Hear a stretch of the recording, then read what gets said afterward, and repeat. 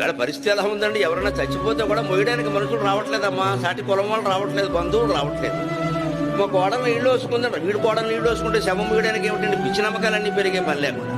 అటువంటి సందర్భాల్లో అనాథ ప్రేత సంస్కారాన్ని చేస్తే చక్కని శిశువులు పుడతారు. ధర్మశాస్త్రాన్ని తెలిసి చెబుతున్నా, దయచేసి దానికి సహకరించండి, దయచేసి దానికి సహకరించండి.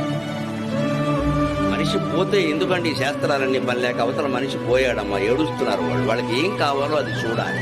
పూర్వకాలం వ్యవస్థ ఎలా ఉండేదంటే మా చిన్నతనంలో చూసేవాళ్ళం.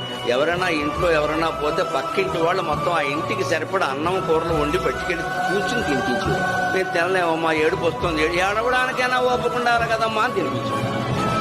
ఎందుకని అలాంటి ఏడుపులో వాళ్ళు వదిలేస్తే డిప్రెషన్లోకి వెళ్ళిపోతారు. ఏమవుతారో తెలియదు. పక్కింటి వాళ్ళు ఉండేవారు, కుల భేదాలు కూడా లేవు. అటువంటి సంస్కృతి నుంచి వాళ్ళు ఎలా తెగజారామంటే వాహనాన్ని కబురు చేసుకోండి, మాకెందుకు. Download ShareChat.